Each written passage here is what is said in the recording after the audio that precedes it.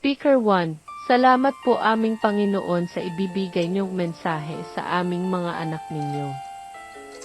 Sana po makita ninyo ang aming kababaan upang maunawaan namin ang mga salita mo at makita po sana ninyo ang aming kababaan upang maintindihan namin ang inyong spiritual na mensahe. Ito po ang aming pasasalamat sa pangalan ng aming Panginoong Hesukristo. Amen. Narito po ang ating kapatid. Speaker 2, magandang umaga po mga kapatid at mga minamahal. Ngayon pong Enero 6, petsang 1976. Ito na ang ika-498 Sabado sa ating pag-aaral sa Biblia. Gusto po naming buksan ang bagong taon 1976 sa pasasalamat sa Diyos. Kung ang traditional Christianity, yung mga sekta, pinapasalamatan ang Diyos sa pamamagitan ng material at physical na biyaya ayon sa kanila. Kami pong mga tunay na Kristiyano, nagpapasalamat kami sa Diyos sa himalang ginawa sa amin na hindi nakikita ng mga tao. Ang tinutukoy ko po ay ang mga espiritual na himala na ibinigay sa amin.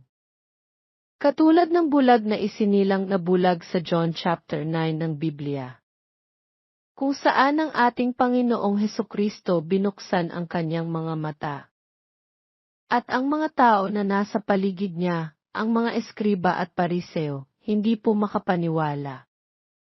Kaya nagtanong ang mga eskriba at pariseo sa kanilang mga magulang. At ito ang itinanong sa John 9:20-22. Speaker 1, nagsisagot ang kanyang mga magulang at nangagsabi, nalalaman namin ito'y aming anak. At siya ay ipinanganak na bulag. Datapwat kung papaanong siya ay nakakakita ngayon ay hindi namin nalalaman.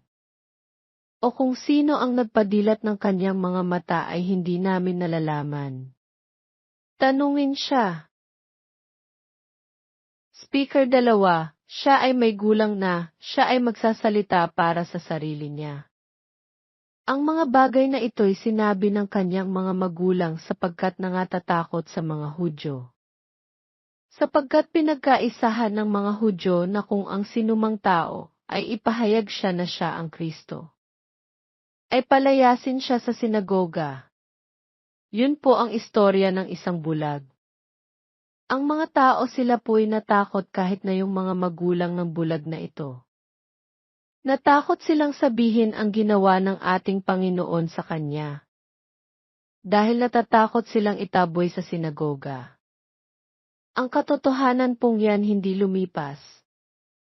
Ayon sa ating Panginoong Hesukristo na hindi lilipas ang kanyang mga salita magpakailanman. Nakita po namin ng aming sarili yung bulag na isinilang na bulag. At gumawa nga po ng himala ang Diyos sa aming buhay at nabuksan ang aming mga mata. At kung kami lamang ang magsasabing nabuksan ang aming mga mata na walang ebidensya. Yun po ay hearsay na sinasabi sa English, hearsay lamang. Ngunit kailangan mayroong mga patutuo at pruweba o ebidensya. Kaya ang ating Panginoong Hesukristo nang gawin ang malaking himalang ito sa bulag. Ito pong sinabi niya sa John 9:30. Speaker 1, narito po ang John 9:30 at sinabi ni Jesus, sa pagkahatol ay naparito ako sa sanglibutang ito, upang ang mga hindi nakakakita ay makakakita. At upang ang mga nakakakita ay maging mga bulag. Ito pong sinabi ng ating Panginoong Hesukristo. Speaker 2, kung kukunin sa titik ang salita ng Diyos, ayon sa Kanya, ang mga nakakakita ay mabubulag at ang mga bulag ay makakakita. Yun pong salita ng ating Panginoon, kung ididiin ng mga tao ang titik sa salita ng Diyos. Yung literal, yung word for word. Masisira po sila doon o mapapasinungalingan ang ating Panginoong Hesukristo, brother. Sa madaling salita, ginagawang sinungaling ang ating Panginoon.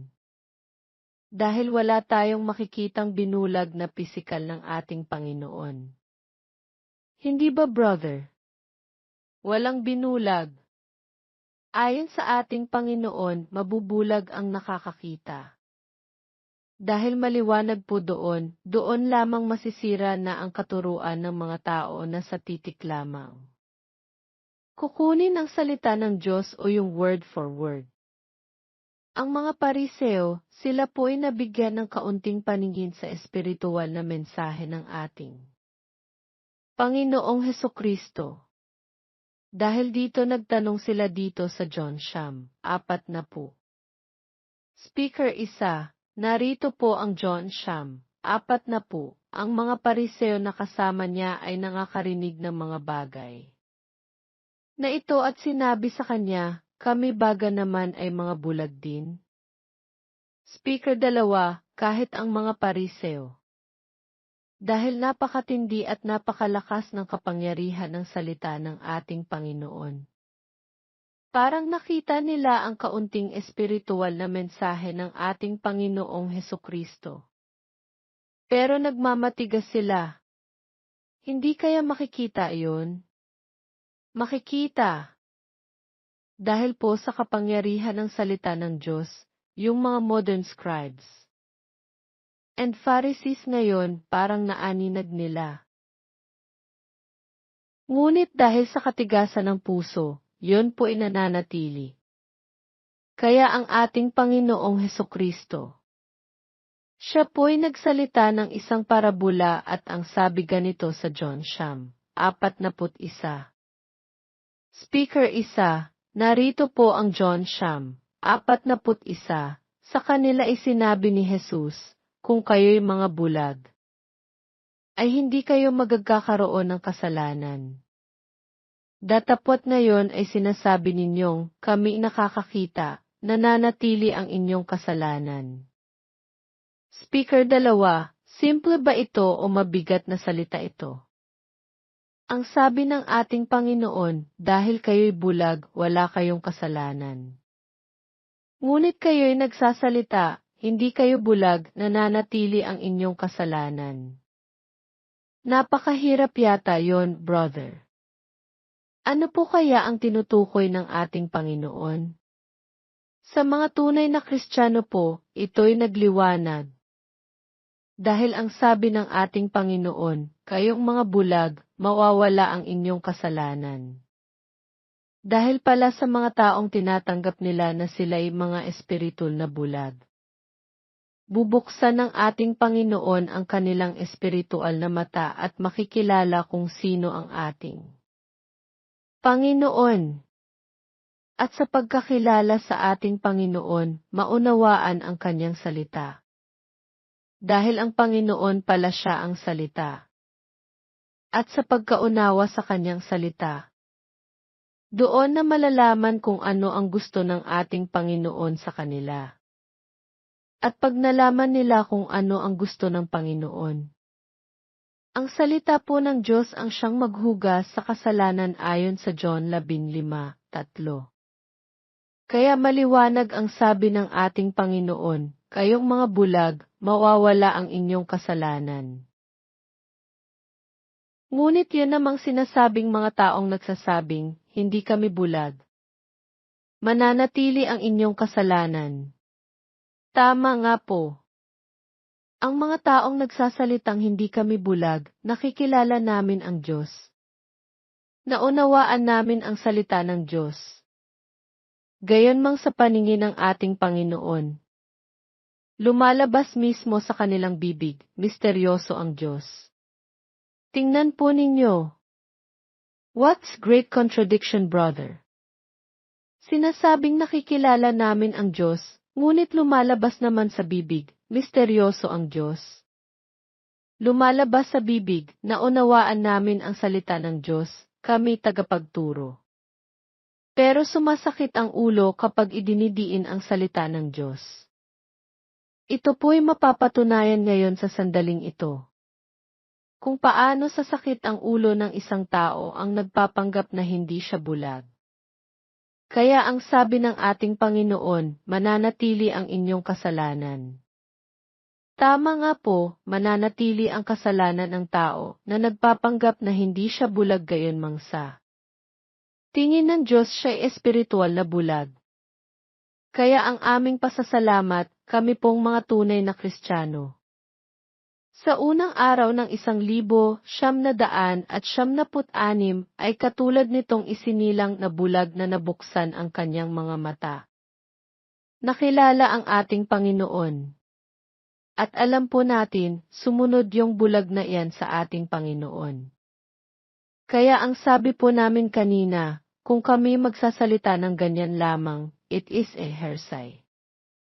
Ngunit patotohanan po ng Diyos sa pamamagitan ng kanyang salita ang mga patotoo ng mga pinili niya. Dahil hindi po maipagkakaila ang makapangyarihang salita ng ating Panginoon. Bago po namin ibigay yung patotoo o yung ebidensya, gusto po naming ulitin. Para makita ng mga tao kung sila nga ay bulag o hindi bulag. Ang mga taong nagsasalitang, hindi sila bulag, ang ibig pong sabihin niyan kung hindi bulag. Kailangan nakikita o nakikilala ang Diyos. Kaya sa mga taong nagsasalitang hindi kami bulag kami anak ng Diyos. Kami nananampalataya kay Kristo. Si Hesukristo siya ang aming tagapagligtas at Panginoon naming buhay. Ito po ang mga tanong. Sino po ang Diyos ni Isaac, Jacob, at Abraham at ano ang kanyang pangalan? Ikalawang tanong, sino ba ang Diyos ng mga apostols ni Pedro, Juan, Pablo? Ano ang kanyang pangalan? Yon bang Diyos ni Isaac, Jacob at Abraham, ang Diyos ng mga apostols ni Pedro, Pablo, Juan? Magkaiba ba o siya rin? Kung ganon, ano ang kanyang pangalan? At paano naging isa? Kung pinapaniwalaan na ang Diyos ni Isaac, Jacob at Abraham at ang Diyos ni Pedro, Pablo, Juan. Siya rin. Ano na kanilang nakikita sa Diyos? Kung talaga pong bukas ang mata, ang lahat ng tanong na iyan ay masasagot. Kung hindi po nasasagot ang tanong na iyan, ang ibig sabihin nakapikit pa ang mata. Huwag po nating kalimutan yung nasabi ng ating Panginoon sa John 30:9, I am come into this world, that they which see not might see, and that they which see might be made blind. Isa pong napakatinding salita ng ating Panginoon. Punta na po tayo ngayon sa ikalawang pagsubok. Yun po ang unang pagsubok. Kung talagang ang isang tao ay nananatiling bulag o nakabukas na ang kanyang mata. Sa mata ng Diyos, ang ikalawang pagsubok po ay ito. Huwag ka nang magtanong pa, manampalataya ka na lamang. Tama na. Dahil yon ang gusto ng Panginoon, ang sabi po nila. Simpleng pananampalataya lamang. Mukhang mayroon po yatang nakaligtaan doon. Sa Roman 10:2, ang katapatan ang pananampalataya na hindi batay sa kaalaman, yon pala po ay hindi katanggap-tanggap sa Diyos. Sa makatuwid, kailangan pala ang pananampalataya ay batay sa karunungan. Kaya kung paano po kaimportante ang pagkakilala sa Diyos, ganyan kaimportante ang pagkaunawa sa Kanyang salita, dahil ang Diyos pala siya ang salita. Tingnan po natin ngayon sa kakaunting oras kung paano ang ibibigay ng Diyos sa atin sa mga tanong. Ano po? Sinabi po ng Diyos na dinala si Adan at saka si Eva sa hardin nang sila ay lalangin sa kanyang wangis. Ang tao, kung tatanungin po natin ang mga tao. Yung mga tinatawag na apostol ni Kristo ang kinikilalang makadiyos. Ang mga taong sa akala ng mga tao sila'y umaakay patungo sa Diyos. Kung magtatanong tayo kung ano iyong hardin, ano kaya ang kanilang sagot? Siguro po ang maririnig natin ay hardin na binubuo ng lupa at doon tumutubo yung mga halaman at nandoon si Adan at si Eva. Yun po siguro ang ating maririnig sa kanila. Kung talagang pinapahayag na si Hesukristo ang siyang tagapagligtas sa Panginoon ng buhay. Mayroon pong pangako ang ating Panginoon sa 1 Corinthians 2:16 na mapapasa kanya ang kaisipan ni Kristo. Ang kaisipan ni Kristo mapapasa isang tao kung nabuksan na po ang kanyang mata. Kung talagang tunay na anak ng Diyos o tunay na isang Kristiyano. Ang ikalawang pagsubok ay tungkol sa pagkaunawa sa salita ng Diyos. Ang tanong po ay, hindi ba ang Diyos nilalang ang tao ayon sa kanyang wangis? Bakit ang tao ay hubad?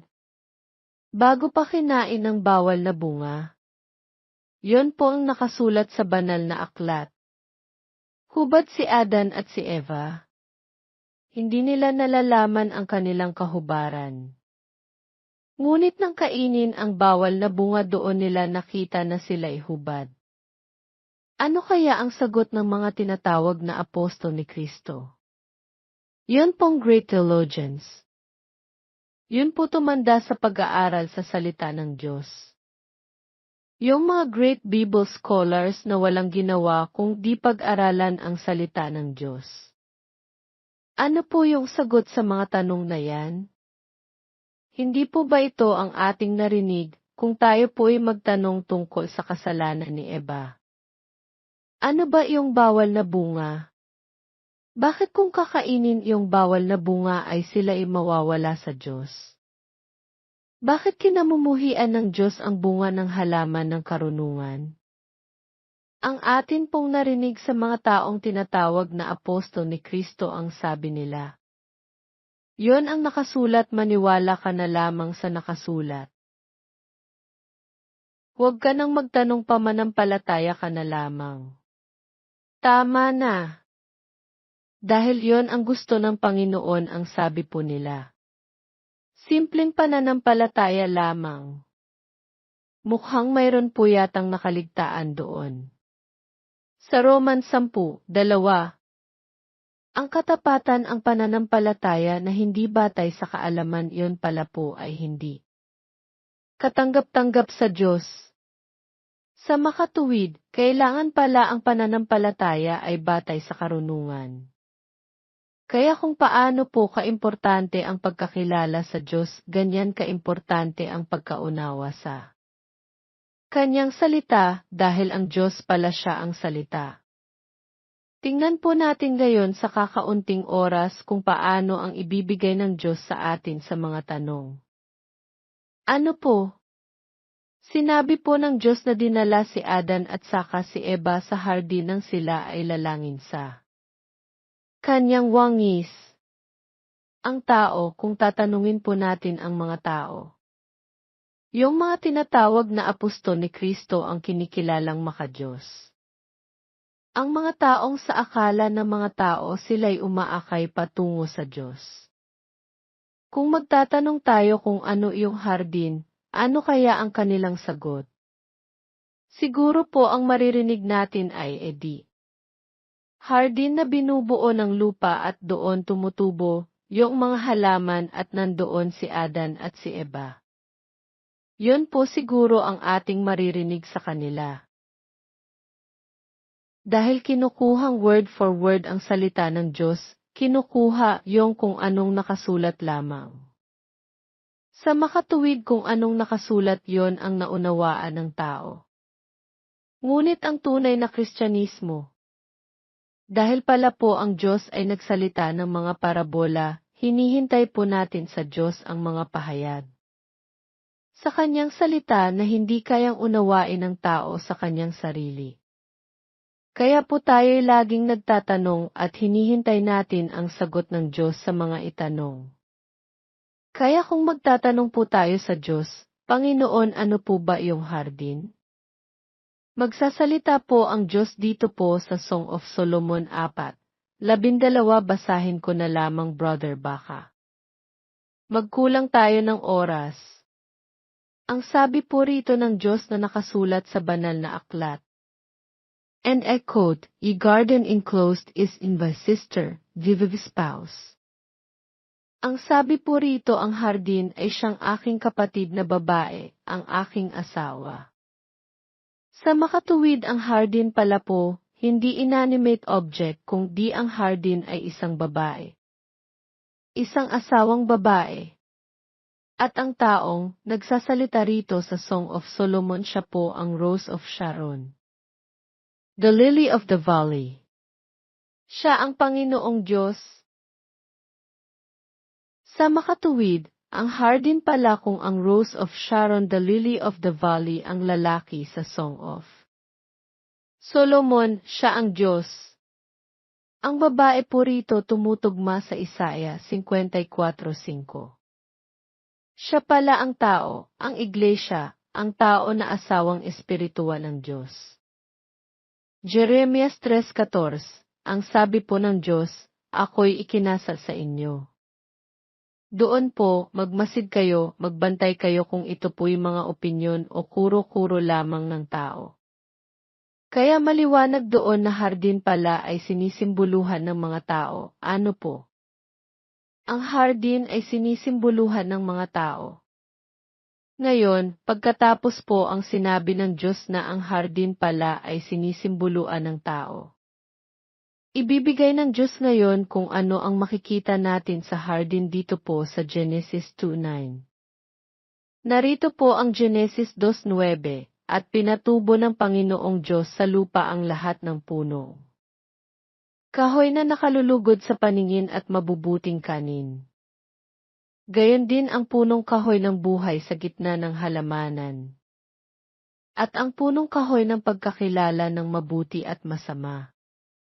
Kung napansin po natin, hindi po inaasahan brother, ito definitely. Hindi po inaasahan na ang isang taong natural na wala pa sa kanya ang Diyos. Makikita rito ang mga halaman. Sa mga tunay na Kristiyano, ipinahayag po ng Diyos na tatatlo palang klase ang halaman dito. Alin yung tatlong klaseng halaman? Una, halamang nakakalugod sa mata at masarap na kainin. Ang sabi dito brother, every tree that is pleasant, for sight and good for food. Isa po yun. Ikalawa, yung halaman ng buhay na nasa hardin. At ang ikatlo na nasa gitna rin ng hardin ay yung halaman ng karunungan sa mabuti at sa masama. Tatlo pala po yung klaseng halaman doon. Ngayon, pagkatapos pong ibinigay ng Diyos na ang hardin pala sinisimboluhan ng tao at ibinigay ng Diyos yung tatlong klaseng halaman sa hardin, ang tanong ay ito. Yun pong mga taong nagpapanggap na hindi sila bulag, ang tanong ay ito. Sa paanong paraan o sa paanong bagay sinabi ng Diyos na nilalang ng Diyos ang tao ayon sa kanyang wangis? Brother, napakabigat nito hindi ba? Napakabigat na tanong po. Kung hindi ibibigay ng Diyos ito, sino ang makakaunawa nito? Paano sinabi ng Diyos na nilalang ng Diyos ang tao sa kanyang wangis? Pagkatapos na ibinigay itong hardin na sinisimboluan pala ang tao at yung tatlong klaseng halaman na tumutubo sa hardin. Siguro po mga kapatid, siguro dalawang klase ang nakikinig sa atin ngayon, ano? Ang una, parang interested sila na ano nga ito.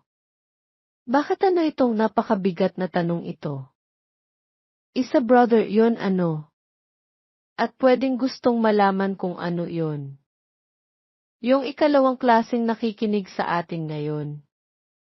Baka hinihipo na yung ulo dahil itong nakikita natin brother.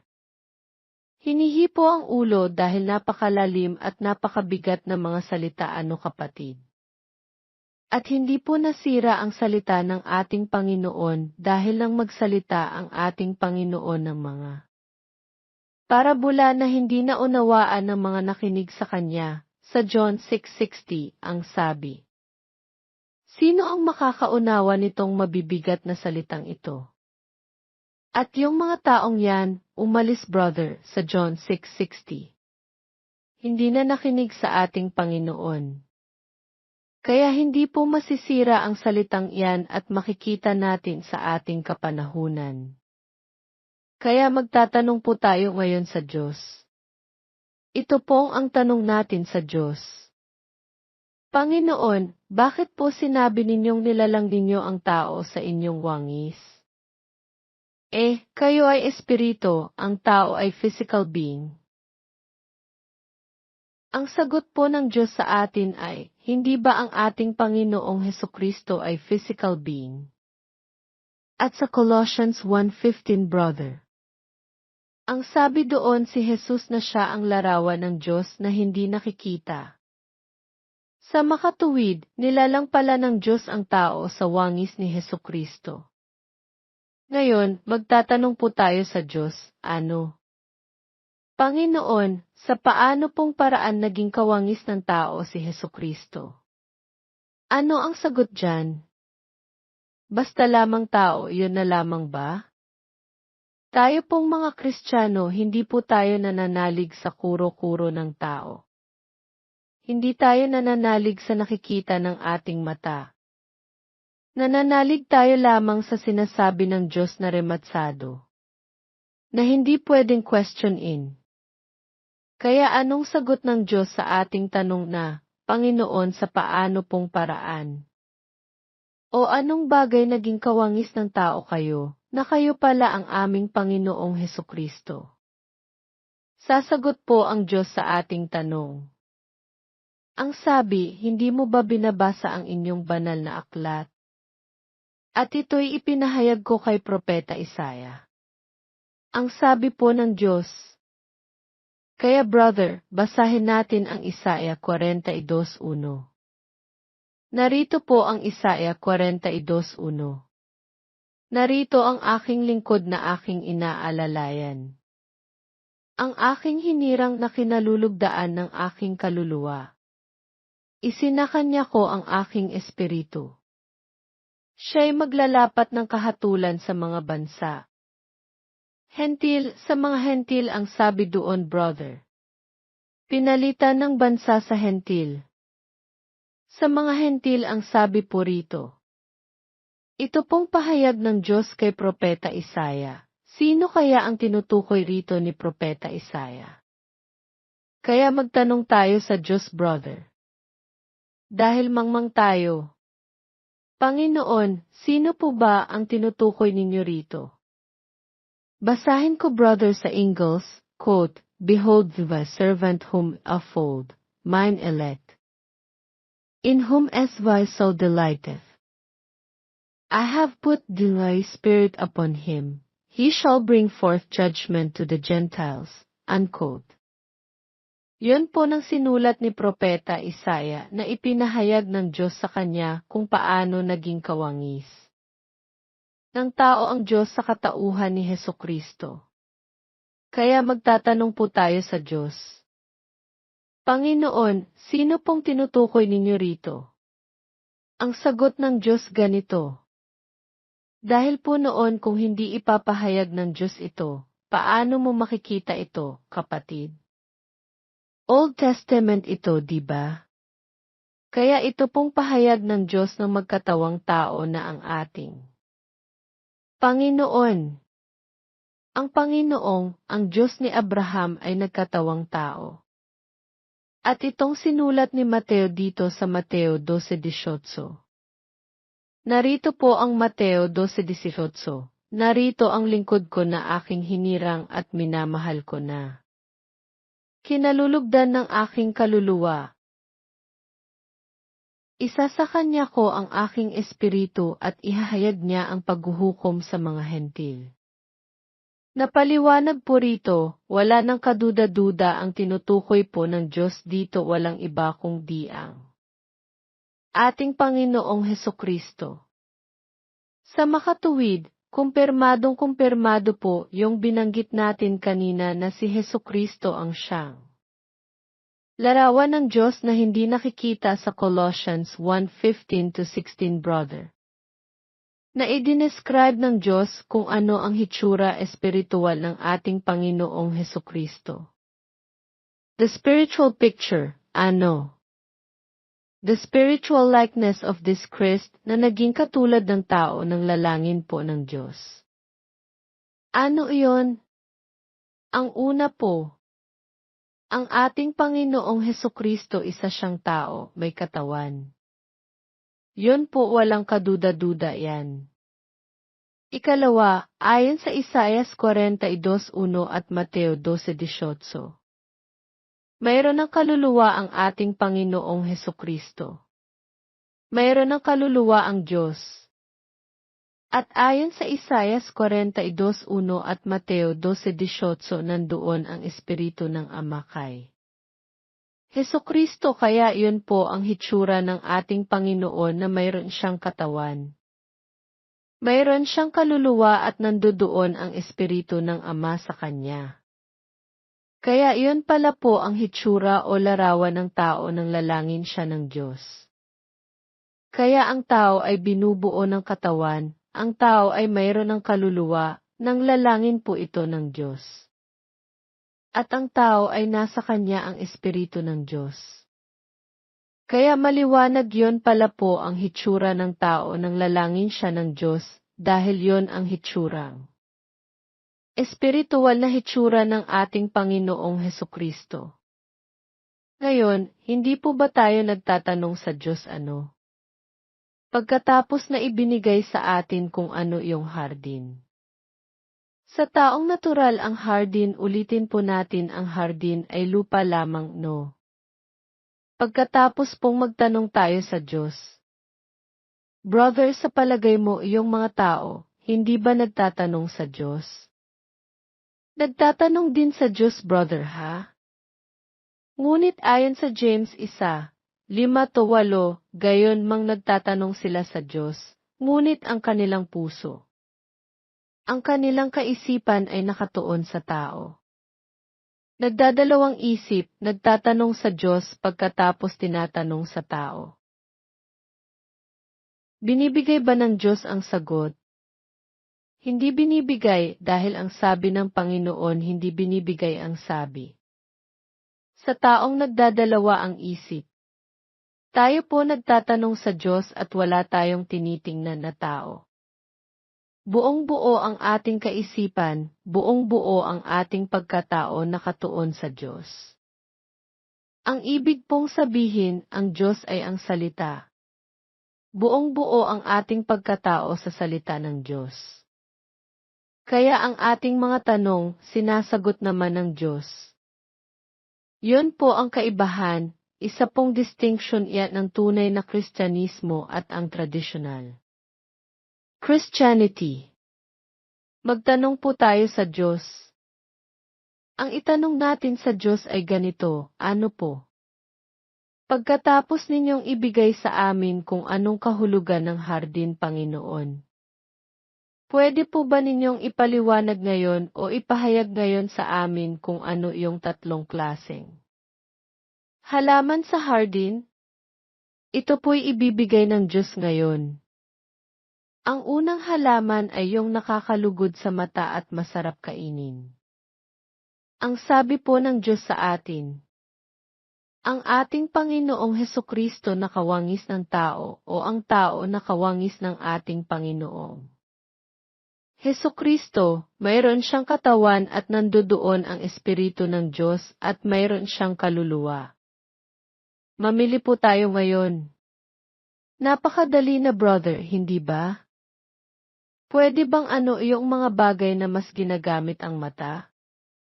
Ginagamit ang bibig? Yun ba'y espiritu o kaluluwa yun? Maliwanag po katawan yun? Kaya, napakaliwanag. Katawan pala yung unang klaseng halaman, ano po? Pagkatapos pong ibinigay ng Diyos ang kahulugan ng unang klaseng halaman na yun pala ang katawan ng tao. Magtanong tayo sa Diyos, ano po ang halaman ng buhay na nasa gitna ng hardin? Espiritu o iyon ang iyong kaluluwa? Makikita po natin sa Revelation 2:7. Ang halaman ng buhay nagtuturo sa Diyos, sa Espiritu ng Diyos. Maliwanag po iyon ano. Kaya, yun palang halaman ng buhay na nasa gitna ng hardin. Ang halaman ng buhay nasa gitna ng hardin sa gitna ng tao. Yun pala po ang Espiritu ng Diyos sa tao ng lalangin ng Diyos ang tao. Gitna, dahil nasa gitna ng tao, hindi nakikita ano po. Kaya nagliwanag po ngayon pagkatapos na ibinigay ng Diyos kung ano yung unang klaseng halaman. Yon pala ang katawan ng tao. Pagkatapos na ibinigay ng Diyos kung ano yung ikalawang klaseng halaman nasa gitna ng hardin. Yon pala ang Espiritu ng Diyos sa tao. Ang natitira na po lamang ngayon walang iba kundi ang bawal na halaman. The Tree of Knowledge. Ang bawal na kahoy. Yon pala po ang kaluluwa ng tao. Kaluluwa ng tao. Kaya ang bawal na halaman sa gitna ng hardin, walang iba kundi ang kaluluwa ng tao. Nakalimutan ko pala brother na iyong halaman ng buhay. Halaman, nagbubunga ano brother? Tugmang-tugma kung paano po nagbubunga yung halaman ng buhay. Ganyan nagbubunga ang Espiritu. Galatians 5:22-26. Kaya po kahit saan natin tingnan ngayon tumutukoy ang halaman ng buhay sa Espiritu ng Diyos. Ano po? Ngayon, pagkatapos pong ipinahayag ng Diyos sa atin kung ano yung bawal na bunga o bawal. Na halaman iyon pala ang kaluluwa ng tao. Magtanong po tayo sa Diyos ngayon kung ano yung bawal na bunga na ayaw ipakain sa tao. Magtanong tayo sa Diyos, Panginoon, ano po ba ang bunga ng kaluluwa? Ang sabi ng Diyos ngayon, anak ang sabi. Bakit hindi mo basahin ang aking salita at doon mo makikita napakaliwanag na? Ano bang tawag ko sa bawal na halaman? Tree of Knowledge. Halaman ng karunungan. Kailangan pa bang ipaliwanag ko sa iyo yan, anak? Ang itanong ng Diyos, brother, ano? Napakabuti ng Diyos sa atin, ano? Bakit hindi nakita ng tao ito? Bakit sa atin napakaliwanag at napakabuti? Kasi brod, dalawa silang akala, kaya hindi nila nakikita yan. Hindi kinakaya ng Diyos ano? Kaya napakaliwanag po ito, ang unang bunga palao. Ang isang bunga ng kaluluwa walang iba kundi ang karunungan ng tao. Ang kanyang kaisipan na sa mga bagay tungkol sa Diyos. Huwag po nating kalimutan yan. Sa makatawid binabawal pala ng Diyos na gamitin ang ating kaisipan ang karunungan sa mga bagay. Tungkol sa Diyos, hindi binabawal ng Diyos ang paggamit ng kaisipan sa mga bagay sa physical sa buhay. Dahil ginamit ni Adan yung kanyang kaisipan ng bigyan ng mga pangalan ng mga hayop. Hindi po nagkasala si Adan doon. Kaya pinapagamit ng Diyos sa ating kaisipan sa ating spiritual na buhay ngunit bawal na bawal po ang ating kaisipan. Ang ating karunungan sa mga bagay tungkol sa Diyos, dahil yon ang sinasabi ng Diyos na kapag kinain mo yan ikaw ay mamamatay. Bakit kaya sinabi ng Diyos na mamamatay ang isang tao kapag ginamit ang kanyang kaisipan sa mga bagay tungkol sa Diyos? Dahil pala po sa sandaling ginamit ng tao ang kanyang kaisipan yun. Brother, ipapaliwanag na ng tao ang salita ng Diyos. Tugma ba ang paliwanag ng tao sa paliwanag ng Diyos? Hindi, brod. Hindi. O sige, paano mamamatay ang tao doon? Kasi brod, hindi na iyong karunungan ng gagaling sa salita ang kanyang hihintayin. Kung hindi yung karunungan ng gagaling sa kanyang kaisipan iyon ang nakakamatay sa kanya.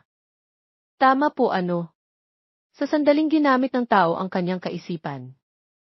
Ipapaliwanag na ng tao ang salita ng Diyos sa kanyang kaisipan.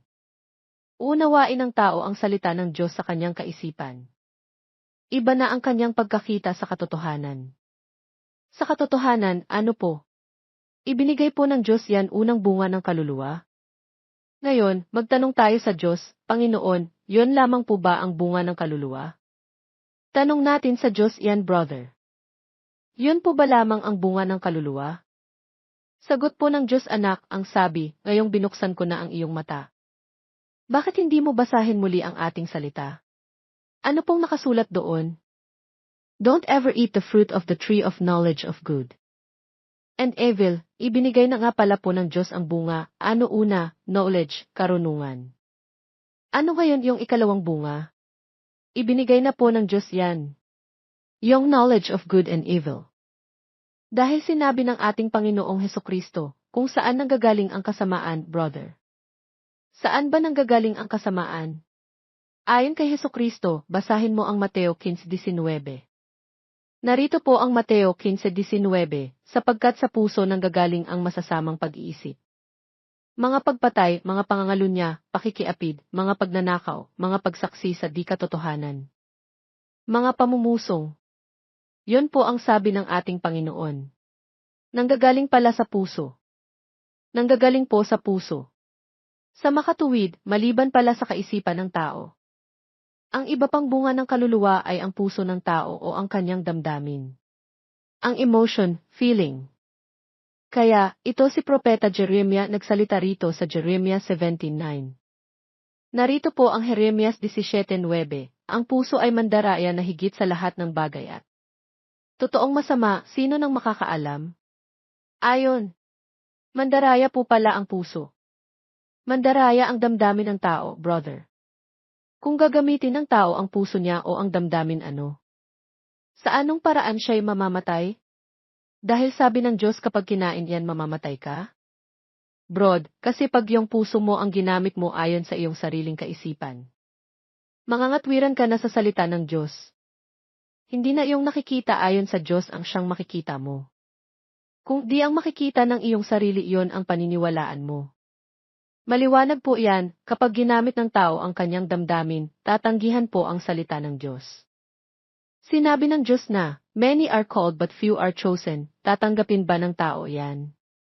Dahil sa damdamin ng tao, hindi po tatanggapin yan. Hindi na tatanggapin yan dahil ang gusto ng tao marami.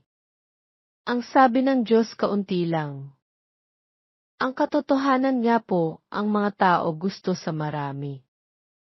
Dahil sa damdamin, ayaw ng mga tao na kakaunti lang ang maliligtas. Kaya lalabas, mas mabuti pa pinalalabas ng tao na mas mapagmahal pa ang tao kaysa Diyos. Broad. Dahil ang gusto ng tao marami ng maliligtas. Ang Diyos ang sabi niya kaunti lang. Hindi po ba maliwanag na talaga pala nang tatanggihan ng tao ang salita ng Diyos? Ang katotohanan. Ang Diyos mismo, dahil ang Diyos ang salita, kapag ginamit ang damdamin. Maliwanag na maliwanag talaga pala pong mamamatay ang tao. Kaya hindi po nagkamali ang Diyos nang sabihin niya. Kapag kinain ninyo ang bawal na bunga mamamatay kayo. Mamamatay kayo ano? Ngunit, ito po ang tukso ng Diablo. Tinukso ng Diabla si Eva. Basahin mo brother ang Genesis 3:4-5. Narito po ang Genesis 3:4-5 at sinabi ng ahas, babae. Tunay na hindi kayo mamamatay. Sapagkat talastas ng Diyos na sa araw na kayo'y kumain yon ay magdidilat na ang inyong mga mata. At kayo'y magiging parang Diyos na nakakakilala ng mabuti at masama. Yun po ang sabi ng Diablo. Hindi kayo mamamatay. Naniwala naman si Eva. Huwag nating kalimutan brother, si Eva sinisimboluhan ng tao ano. Kaya ang mga tao po hindi naniniwala na sila'y mamamatay. Ano nang ginawa ni Eva? Kaya ang sabi ng Diablo at mabubuksan ang inyong mata at maging katulad ka ng Diyos. Nagustuhan ni Eva yon. Si Eva po pala sinisimboluhan ng mga tao. Hindi naniwala ang tao na kapag kinain ang bawal na bunga hindi siya mamamatay. Hindi siya naniwala na siya'y mamamatay. Kaya ang tao po ngayon ginagamit o kinakain ang kanyang kaisipan. Ginagamit o kinakain ang kanyang damdamin. Dahil hindi siya naniniwalang siya'y mamamatay katulad ni Eva. At attract siya sa sinabi ng Diablo at ang inyong mga mata'y mabubuksan. Tama nga po ang gusto ng tao ngayon, marunong siya, di po ba? Kaya, ginagamit ang kanyang kaisipan. Ginagamit ang kanyang damdamin dahil sa akala niya iyon ang katotohanan. Kaya mabubuksan ang kanyang mata. Yon ang sinabi ng Diablo. Yun naman ang sinasabi ng mga tao ngayon. Ano nang sabi ng Diablo? Dahil sa pamamagitan niyan magiging Diyos kayo. Magiging katulad kayo ng Diyos ang sabi. Malalaman ninyo ang mabuti at masama. Ano po iyon? Dito sa Genesis 3:22. At sinabi ng Panginoong Diyos na rito ang tao'y naging parang isa sa atin na nakakakilala ng mabuti at ng masama. At baka ngayoy unat ang kanyang kamay at pumitas naman ng bunga ng punong kahoy ng buhay. Sa makatuwid, hindi po kinain ano. And now lest he put forth his hand and take also of the tree of life. And live forever, ang sabi doon ano brother. Sa makatuwid maliwanag po rito, si Adan at si Eva hindi kinain ang bunga ng Espiritu. Tama kawangis sila ng Diyos, pero hindi kinain ang bunga ng Espiritu. Kung paano hindi kinain ni David at saka ni Pedro ang bunga ng Espiritu. Okay ba brother? Magtanong tayo sa Diyos, Panginoon maliwanag po iyon. Nanatiling anak ninyo pero anong klaseng kahubaran yan? Yun ang tanong natin ano brother. Dahil nakita natin hubad sila bago kinain ang bawal na bunga. Panginoon ano pong klaseng kahubaran yan? Ang sagot ng Diyos brother ay ito sa Isaiah 61:10.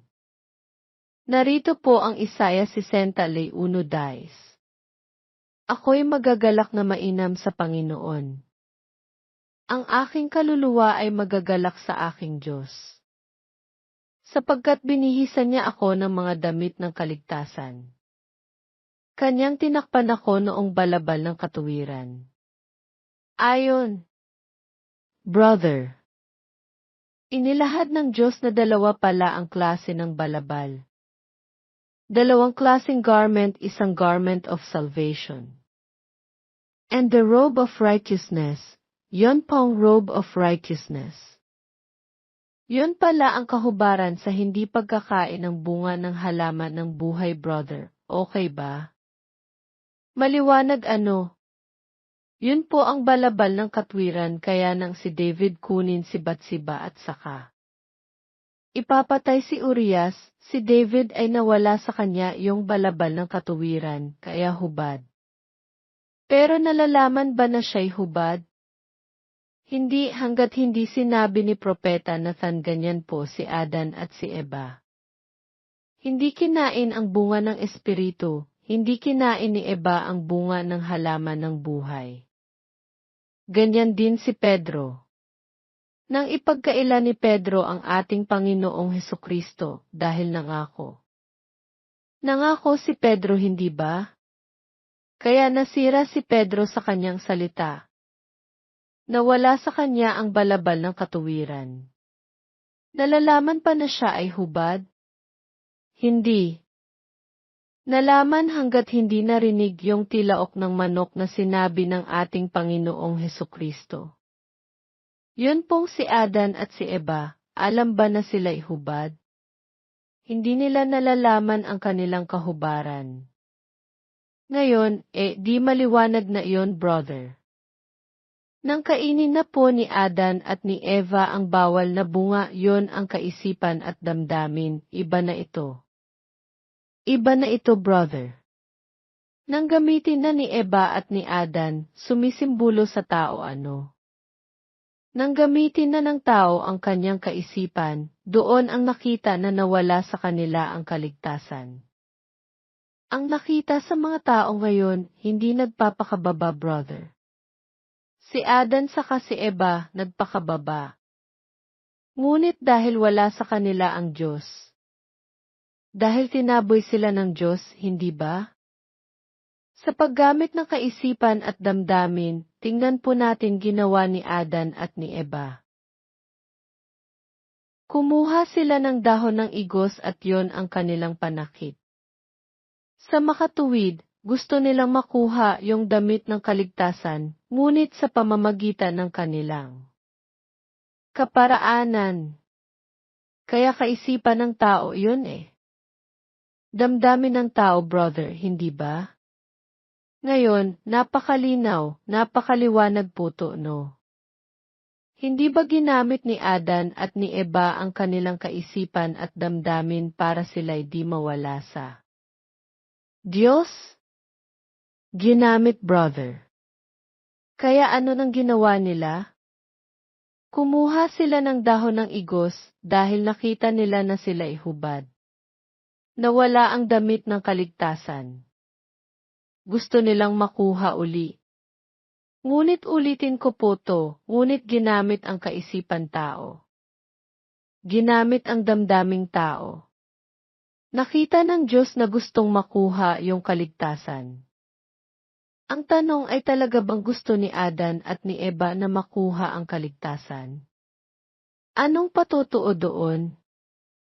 Nang alisin na po ng Diyos ang dahon ng igos at pinalitan ng balat ng hayop, tinanggap ni Adan at ni Eva. Kaya sila po'y nagpakababa. Ngunit ngayon ang mga tao nakikitang ang kanilang sarili sa paggamit ng kaisipan at ng kanilang damdamin dahil sa pagkabulag, brother. Hindi nila nalalaman. Ngunit tinatakpan ang kanilang sarili sa kaparaanan ng tao, ayaw namang magpakababa. Ayaw tanggapin iyong balat ng hayop na inihain ng Diyos, inihahandog ng Diyos. Kaya, iyon ang tao ngayon. Ngayon po, ipinakita ng Diyos dito na dalawang klase ang damit. Ang damit ng katuwiran o balabal ng katuwiran at ang damit ng kaligtasan. Ipinakita ng Diyos na ang isang anak ng Diyos pala, pwede siyang mahubad ng balabal ng katuwiran. Kung hindi, kina ang bunga ng halaman ng buhay o kung hindi nakikita ang bunga ng Espiritu. Kung hindi nakikita ang bunga ng Espiritu sa isang anak ng Diyos. Siya pala'y hubad tulad ni Adan at ni Eva na hindi man niya nalalaman. Ngayon, ang isang anak ng Diyos, kapag ginamit ang kanyang isip at damdamin, mawawala. O gagawa siya ng spiritualidad, ng mabuti at masama, mawawala ang damit ng kaligtasan, brother. Ngunit kung siya ay magpapakababa katulad ni Adan at ni Eva, tatakpan siya ng Diyos ng balat ng hayop o ng damit ng kaligtasan. Halos oras na po. Hindi magtatagal, lalabas ang isang aklat na pinamagatang Illusions Deceive the Soul na hindi manalalaman kung sino ang gumawa niyan at doon makikita ang ating tinalakay. Oras na po pala, ito po ang ating kapatid. Purihin po ang ating Panginoong sa ibinigay na napakalaking biyaya na ibinigay niyo ngayon. Na sana po kung papaano po o atin pong pansinin ating mga magulang at mga kapatid. Kung palang hindi nagbubunga ang banal na espiritu o hindi namin kinakain ang salita ng Diyos, mawawala lo sa atin ang balabal katuwiran. Hindi po natin alam na tayo po'y hubad.